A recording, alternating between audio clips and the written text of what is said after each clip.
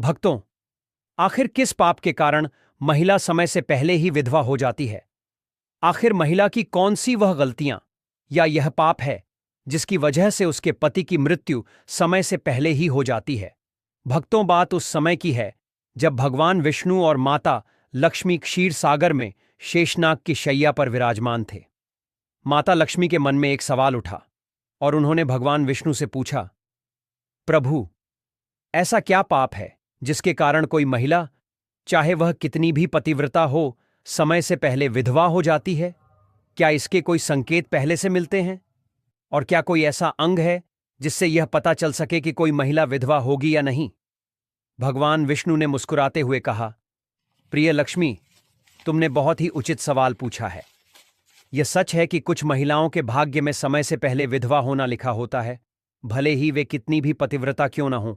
एक खास पाप के कारण ऐसा होता है और उनके शरीर का एक अंग इसकी ओर इशारा भी करता है। लेकिन इस गहरे रहस्य को समझाने से पहले मैं तुम्हें एक कथा सुनाता हूं। इस कथा में तुम्हारे सारे सवालों के जवाब मिल जाएंगे। इसे ध्यान से सुनो भक्तों।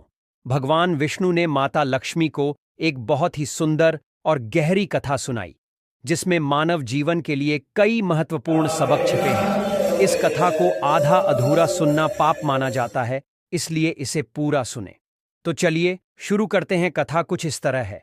बहुत समय पहले मध्य देश में एक बहुत धनवान सेठ रहता था। उसके एक बेटा और 3 बेटियां थीं। सेठ ने अपनी तीनों बेटियों की शादी अच्छे और धनवान घरानों में कर दी थी, लेकिन इनमें से एक बेटी का भाग्य कुछ और ही था। उसकी शादी को कुछ ही साल हुए थे कि वह विधवा हो गई। उसका नाम था सावित्री। सावित्री बहुत सुंदर, गुणी और पतिव्रता थी, लेकिन उसके भाग्य में जो अशुभ लिखा था वही उसके साथ हो गया। वह गहरे दुख में डूब गई और अपना जीवन दुखी मन से बिताने लगी। भक्तों, आगे बढ़ने से पहले अगर आप भी चाहते हैं कि माता लक्ष्मी का आशीर्वाद आपके ऊपर सदैव बना रहे, तो इस वीडियो को एक लाइक करके आपके अपने चैनल को सब्सक्राइब कर लें और कमेंट बॉक्स में जय लक्ष्मी माता लिखकर अपनी हाजिरी अवश्य से लगाए। सावित्री के पति ने जब उससे शादी की थी तो उसने सिर्फ सावित्री की सुंदरता और उसके पिता की दौलत को देखा था, लेकिन बदकिस्मती से उसे जल्दी ही इस दुनिया को छोड़ना पड़ा। सावित्री के बचपन से ही उसके शरीर के कुछ अंगों पर ऐसे लक्षण दिखते थे जो उसके विधवा होने की ओर इशारा करते थे, पर किसी ने इस पर ध्यान नहीं दिया। भगवान विष्णु ने माता लक्ष्मी से कहा कि सावित्री को यह दुख पिछले जन्म के कर्मों की वजह से भोगना पड़ा। फिर उन्होंने कहा, देवी, अब मैं तुम्हें सावित्री के पिछले जन्म की कहानी सुनाता हूं। इसे ध्यान से सुनो। पिछले जन्म में सावित्री का जन्म एक ब्राह्मण के घर हुआ था और उसका नाम था गायत्री। वह ब्राह्मण राजा का बहुत प्रिय था, जिसके चलते उसका घर धन दौलत से भरा रहता था। पास इतनी संपत्ति थी कि वह घमंडी और अभिमानी हो गया था। गायत्री उसकी इकलौती बेटी थी और वह उससे बेहद प्यार करता था। गायत्री बहुत सुंदर थी, लेकिन पिता के लाड़ प्यार ने उसे बिगाड़ दिया था। पिता उसकी हर ख्वाहिश पूरी करता था और उसे कभी किसी चीज की कमी नहीं हुई। गायत्री ने अपने जीवन में कभी दुख नहीं देखा था और उसे अपनी सुंदरता पर बहुत घमंड था। जब गायत्री की शादी की उम्र हुई तो उसके पिता ने उसका विवाह करने का फैसला किया, लेकिन गायत्री की एक शर्त थी कि जो भी उससे शादी करेगा उसे उसके पिता के घर में रहना होगा, यानी घर जमाई बनना होगा। ब्राह्मण ने यह बात अपने रिश्तेदारों को बता दी और देखते ही देखते यह खबर चारों तरफ फैल गई। कई विद्वान और ज्ञानी पंडित गायत्री को देखने उसके घर आए, लेकिन गायत्री ने किसी को भी पसंद नहीं किया। उसने कई विद्वान ब्राह्मणों का अपमान करके उन्हें घर से निकाल दिया। फिर एक दिन एक बहुत ही सुंदर ब्राह्मण भिक्षा मांगने के लिए गायत्री के घर आया। उसे देखते ही गायत्री उस पर मोहित हो गई और अपने पिता से कहने लगी कि वह उसी भिखारी ब्राह्मण से शादी करेगी। पिता ने उस भिक्षुक ब्राह्मण से शादी की बात की और उसने भी हां कर दी। इसके बाद गायत्री और उस भिक्षुक ब्राह्मण का विवाह हो गया। गायत्री विवाह के समय बहुत प्रसन्न थी। उसे उसका मनपसंद जोड़ीदार मिल चुका था। विवाह के बाद कुछ दिनों तक गायत्री अपने पति के साथ बड़े प्रेम से रहने लगी और उसकी सेवा करने लगी।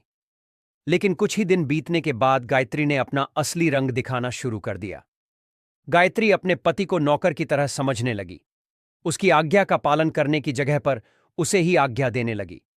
गायत्री अपने पति को भी उसके नाम से बुलाने लगी। खुद अपने पति के पैर दबाना छोड़कर अपने पति से ही खुद के पैर दबावा लगी। गायत्री स्वेच्छाचारी थी।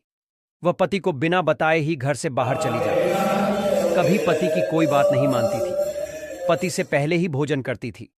किसी भी धार्मिक कार्य में पति के साथ नहीं बैठती थी और अकेले ही मौज करती थी। अपनी पत्नी के ऐसे व्यवहार को देखकर गायत्री का पति बहुत दुखी रहने लगा।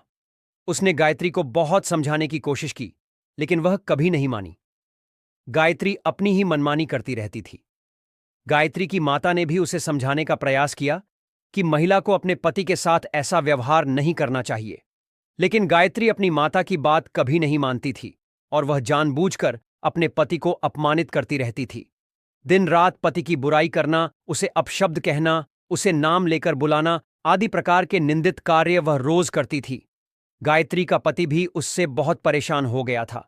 फिर एक दिन उसने बहुत विचार किया और गायत्री को छोड़कर जाने का निश्चय किया। गायत्री का पति बिना किसी को बताए ही अपने घर को छोड़कर चला गया।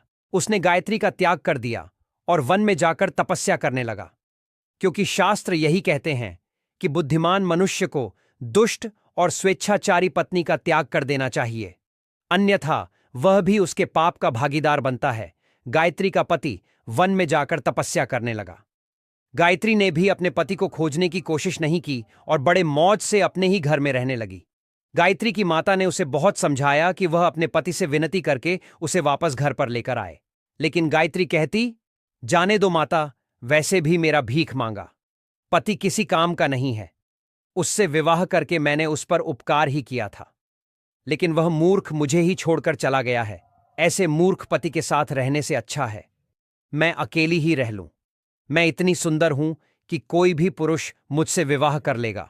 गायत्री की ऐसी बातें सुनकर उसकी माता भी दुखी रहने लगी। उधर गायत्री का पति ध्यान मग्न होकर तपस्या करने लगा और सांसारिक बंधनों से मुक्त होकर ईश्वर की भक्ति में लगा रहा। फिर कुछ दिनों बाद गायत्री के पिता के साथ अशुभ घटना घटी। उसे राजमहल में चोरी करते हुए सिपाही ने पकड़ लिया और राजा को इसकी खबर दी। राजा उस पर बहुत क्रोधित हुए और उसका सारा धन संपत्ति छीनकर उसे कारागृह में डाल दिया। सब कुछ छीन जाने के कारण गायत्री बहुत गरीब हो गई। उसकी माता और गायत्री अब दूसरों के घर पर काम करने के लिए जाने लगे। गायत्री के पिता तो कारागृह में बंद थे, तो उसे और उसकी माता को सारा काम करना पड़ रहा था। तब गायत्री को अकेलापन सताने लगा। घर में कोई पुरुष नहीं था, इसीलिए उनकी सहायता के लिए भी कोई नहीं था। अब गायत्री को अपने पति की याद आने लगी, लेकिन गायत्री का पति तो वन में सन्यासी बनकर बैठा था। फिर गायत्री अपने पति को ढूंढने के लिए वन में चली गई, लेकिन उसे उसका पति कहीं पर भी नहीं मिला। वह वन में हर तरफ घूमने लगी, लेकिन उसे उसका पति नहीं मिला। फिर वह एक जगह पर विश्राम करने बैठी तो अचानक उस स्थान पर एक शेर आ गया और उसने गायत्री पर हमला कर दिया और उसी क्षण गायत्री के प्राण चले गए। मृत्यु के बाद 2 यमदूत गायत्री को घसीटते हुए यमलोक ले गए। यमलोक में जब गायत्री यमराज के सामने जा पहुंची तो यमराज ने उसके पाप और पुण्य का मूल्यांकन किया। यमराज कहने लगे, यह तो अत्यंत पापी महिला है। इसने कभी अपने पति का सम्मान नहीं किया। इसने बार बार केवल अपने पति का अपमान ही किया है। यह उसका नाम लेकर बुलाती थी और अपने पति के साथ नौकर की तरह व्यवहार करती थी। ऐसी दुष्ट महिला को तो नरक में भेजना चाहिए। फिर गायत्री नरक में चली गई। अनेक वर्षों तक नरक में सजा भुगतने के बाद गायत्री को अपने पूर्व जन्म के कर्मों का प्रायश्चित करने के लिए फिर से मनुष्य जन्म प्राप्त हुआ। जो पाप गायत्री ने किए थे, उसी पाप के कारण गायत्री के शरीर पर विधवा होने के लक्षण प्रकट हुए थे। भगवान विष्णु कहते हैं, हे देवी, अब मैं तुम्हें उन चिन्हों के बारे में बताता हूं जिस महिला के अंग पर ऐसे चिन्ह प्रकट होते हैं, वह महिला समय से पहले विधवा होती है। भगवान विष्णु कहते हैं, हे देवी मध्यमाया, तू दीर्घा या भार्या, हाँ निर्व निर्द अनामिका, हर सवा भवेदी शुभा नारी पृथुपासनी सुदुर्भगा। इस श्लोक में भगवान विष्णु ने विधवा स्त्री के लक्षण बताए हैं।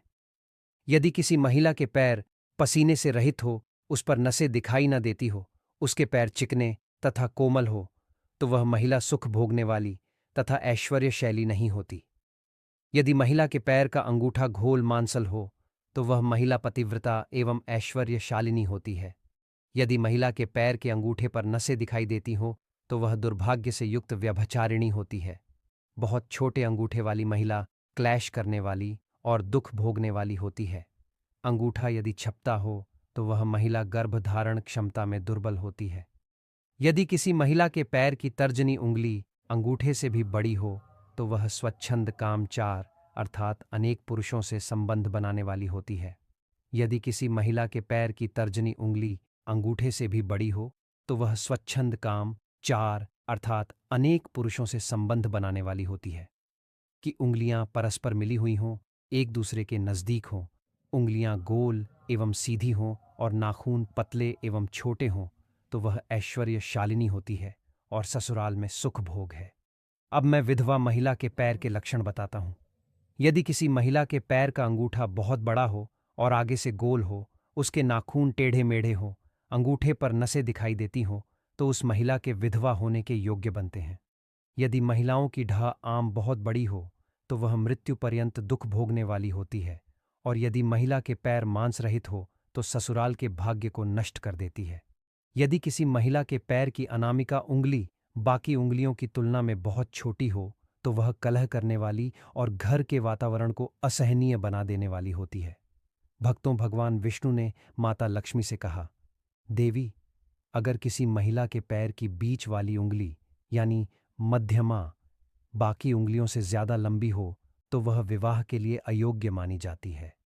साथ ही अगर कोई महिला चलते समय अपने पैरों को जमीन पर जोर जोर से पटकती हो जिससे धम धम की आवाज आए तो वह अपने पति के लिए विनाशकारी साबित हो सकती है। उन्होंने आगे बताया, इन्हीं लक्षणों की वजह से सावित्री को समय से पहले विधवा होना पड़ा। पिछले जन्म के कर्मों का फल ही यह तय करता है कि किसी महिला के भाग्य में विधवा होना लिखा है या नहीं। भगवान विष्णु ने समझाया, जो महिला अपने पति का अपमान करती है, उसे नाम लेकर बुलाती है या फिर पति के भोजन करने से पहले खुद भोजन कर लेती है, वह निश्चित रूप से समय से पहले विधवा हो सकती है। इसके उलट एक सच्ची पतिव्रता नारी कभी अपने पति का अनादर नहीं करती, वह उसे नाम लेकर नहीं बुलाती और हमेशा अपने पति की इच्छाओं का सम्मान करते हुए उसकी मर्यादा में रहकर जीवन जीती है। ऐसी महिला को कभी दुर्गति नहीं मिलती और मृत्यु के बाद वह मेरे लोक को प्राप्त करती है। इस तरह भगवान विष्णु ने माता लक्ष्मी को यह गहरी और महत्वपूर्ण कथा सुनाई, जो न केवल सावित्री के पिछले जन्म के कर्मों को उजागर करती है बल्कि सभी के लिए एक बड़ा सबक भी देती है। दोस्तों, इस कथा से हमें यह सीख मिलती है कि हमारे कर्म हमारे भविष्य को बनाते हैं। एक पतिव्रता नारी का धर्म है कि वह अपने पति का सम्मान करे, उसकी मर्यादा में रहे और अपने कर्तव्यों को पूरी निष्ठा से निभाए। ऐसा करने वाली नारी न केवल इस जन्म में सुखी रहती है बल्कि परलोक में भी उसका कल्याण होता है। तो आइए हम सब इस कथा से प्रेरणा लें और अपने जीवन में अच्छे कर्मों को अपनाएं ताकि हमारा यह जीवन और आने वाला भविष्य सुखमय और मंगलमय हो। भक्तों, यह तमाम जानकारी जन रुचि को ध्यान में रखकर दी जा रही है। वास्तुशास्त्र के उपाय को अपनी आस्था और विश्वास पर आजमाएं। हमारा चैनल इस वीडियो के द्वारा किसी भी प्रकार का